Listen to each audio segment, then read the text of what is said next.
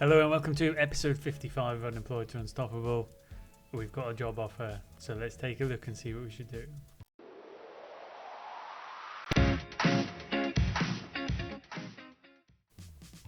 And as you can see, an offer is coming from Arsenal for a job interview.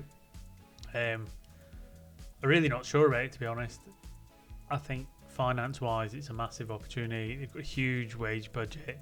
It would probably give us a much better chance of developing a larger and more well-developed and well-rounded squad. However, when you look at the league table, I mean, they're down in 11th on 19 points, and we're currently, after 15 games, in third on 37 points, and we're streaks ahead of fourth. So I think we should stay at Millwall, because I think we've got a real chance this season of making an impact at the top end of the table. I don't know how we're getting on the Champions League. I really don't know if we can oust City from the top, but as you can see from goals and average ratings and assists and players of the matches, we're doing really well, and I'm not sure. I think long-term jumping to Arsenal is a big step, but short-term it would be a backward step. So what we might do is do the interview and see if there's any way we can take the job at the end of the season, because I really don't want to jump mid-season to a mid-table club. So we'll do that and we'll see what happens. I'll feed you back if and when any job offers come in, and other than that, we'll just carry on playing until we get to about 20 games, and then we'll carry on with the episode. So I'll see you shortly, and hopefully there'll be some positive updates. Welcome back. First bit of news following the offer from Arsenal to take over. I did look at potentially delaying it to the end of the season. They weren't having any of it, so we've turned it down, and we're going to stay at Millwall for the season. That's turned out to not be too bad a decision, because we've carried on our winning run. Just beat Man United 4-2 in the previous game, goals from Codriano, Vinweza and Topologlu. But if you look through some of the previous matches since you were last with us, we've been on a run that is nothing short of phenomenal. And I think it's the right decision in terms of staying. If we could have got Arsenal at the end of the season, obviously the bigger budgets would have been massive for us. As part of turning down the job, I have negotiated an increased wage budget with Millwall, much to the benefit of for the next season or so. I've also cashed in some of the contract clauses, so we've rustled up an extra 20 odd million selling clauses for Mancunu, Bramall, Johnson, and Johnson. Not for baby cream or baby powder, but for the actual player.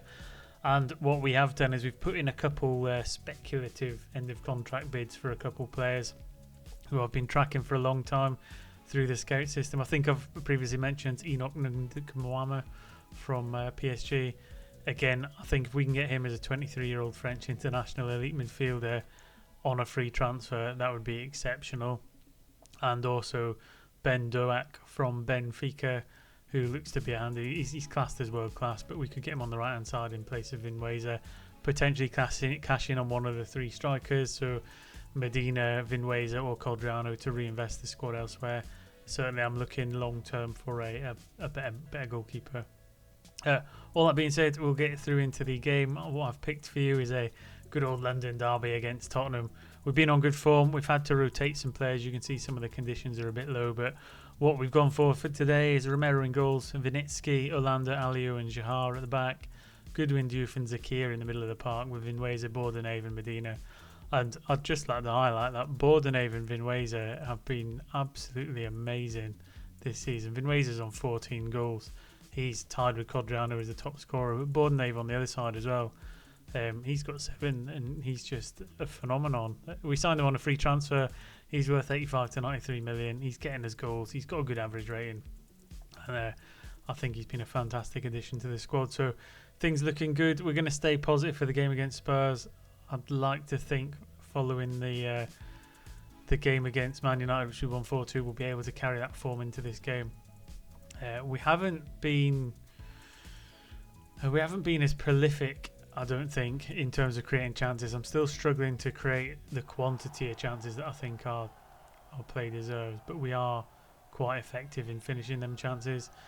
Normally I'd like to have Codriano up front. Medina's coming in. He's still monkeying and moaning about not being sold, and it's getting to the point where if he doesn't recover his form soon, I might actually consider selling him to Barcelona just to keep the squad happy, but we'll see. I think on paper he is. I mean, him and Codriano are pretty similar. We could do with one of them going potentially and keeping the other one. It's just making sure we choose the right one. As Spurs have a couple of chances early on, they've just hit the post. Zekir, he's been out injured for a little bit. He's just come back in. Zekir Kabas in the middle of the pitch. Still not quite got the right balance, but Bordnave chucks in a corner. Zekir gets up there. We talk about him. He scores a goal, but he's a centre half / midfield centre. So he's a big, tall player. He's strong. He's got good jumping reach, and he probably could play centre half. But he's also got all the attributes for a midfielder. So having him in there is massive as a threat from crosses, etc. Looks like we just picked up a penalty as well. It might go to VAR. This would be a fantastic start if we can get 2 up early on. Who's going to step up and take it? It's going to be Medina. That gets him a goal, and hopefully him getting a goal is going to kind of make him a bit happier. We don't want him to go to Barcelona. We want him to stay at Millwall. We've built something really special here, and if we bring him and them other 2 players, Duak and Ndakamuina from PSG, I mean, that's another 2 great attacking players. Now, I know what you're going to say, and I think the same thing is I'm not that bad at buying forward players. I'm pretty terrible at concentrating on the back 4. So this summer, whatever transfer funds we've got available, we're going to look at getting some kind of world class or elite centre half to bolster up the defensive areas, because I think we've probably got one of the best attacking lineups in the league, which is probably why we're sat second in the league, I think, now. I think weirdly as well, we've managed to overtake Man City, but Liverpool, I think, are the ones who are the fleet leaders now, or it might be Newcastle. They're out slightly ahead. As Spurs get a goal back, Ricky Bajcetic at the back, former young Liverpool player, through into Archie Gray, used to be of Leeds, and into Ricky, who, I mean, Romero should have done a little bit better than that. I think there was a bit of a weak hand on it, but we'll hopefully get to half time 2-1 up. Have a look at how the game settles up to Bordnave. Can we get one back quite quickly? Goodwin gets a chance. Is it going to fizzle out? Or are we going to get another chance? Bordnave again. In it goes to Medina. He's got a second of the game to put us 3-1 up just on the stroke of half time. Lovely little play. Goodwin keeps it alive along with Juve. Bordnave again, who I've said at the start of the game has been nothing short of phenomenal. Probably or arguably the signing of the season so far. Sets up another one. His assists and his average rating have been magnificent. So 3-1 at half time, 6 shots, 4 on target, XG 1.74, largely due to the penalty. We have conceded a little bit of possession on there, but I think we'll just carry on as we are. We have got Codriano on the bench if we need to relieve Medina or even Vinweza on that right hand side. We'll see how the first 10-15 minutes settles of the game. Good step forward from Shahar into Vinweza. Medina with a... Whoa. What a hat trick that would have been if that would have gone in. Vinweza's looking a little bit tired out on that right hand side, so we'll get Codriano on. He doesn't really like playing out there, but we will get him on. We've got Preciado as the third striker kind of substitute. He's still classed as a wonder kid, and we just tied him down on an extra 4-year contract. So even if we did let one of the big strikers go, we do have another one waiting in the wings to step up and be the next world-class striker. So in terms of developing that squad structure, it's going really well. 10 minutes to go then in the first match of the episode. Currently 3-1 up in the London derby. As long as we don't do anything silly, we should be able to see this game out. Olander through to Juve. Juve's been brilliant as well. Klopp breaks through to Medina, puts it in the bottom corner and completes his hat trick. And if that doesn't boost his morale, I don't know what will. We won't watch that one again. But yeah, 3 goals from Medina, who's just come back into the squad. Ali will come off. We'll let Wong get on for some minutes. And again, a bit dubious of Wong. There was a comment in the comment section that he's probably a bit too short to be a centre half, and I probably have to concede that that's true. It's something I've overlooked, and he might have to kind of retrain him at right back. But as a squad player, as a youth from England, so one of the quota players from England, he's good to have around. So absolutely fantastic result. Won the London derby 4-1, massive result. As you can see, there's the league table. 2 points behind Newcastle. Man City form's kind of fallen off a cliff after I said it might be really hard to catch them, but yeah, absolutely running away with it, top 2 at the minute, and let's see if we can carry it on in the as the league continues. What we've got now is a little bit of a distraction. I think we've got the Carabao Cup, so I'll click through and get us ready for the game. I think it's against Bournemouth, and we'll see if we can make it a 2 for 2 in the episode. Stay tuned. Welcome back. My apologies, it's not the Carabao Cup we're in, it's the FA Cup, and it's not Bournemouth, it is Derby. When I looked at the schedule, it was Bournemouth next. It wasn't the Carabao Cup, though. It was a Premier League game, and we beat them 3-1 to keep our challenge up at the top of the league going. Other news is Doak, who we put in a pre-contract agreement for. He's signed for Al Attifaq, so we're not going to get him on the right wing. However, the PSG midfielder looks like he might be signing for us. He's going through a work permit, so we'll just wait for that to be announced. But that's another bit of strength in the middle of the park, just further highlighting that I need to concentrate on the defence in the summer. So we'll get into the game against Derby, see if we can make it a 2 for 2 for the episode, and continue the fantastic form that mighty Millwall have been on in recent weeks. It's all going well. I think we're getting closer and closer to going from unemployed to unstoppable.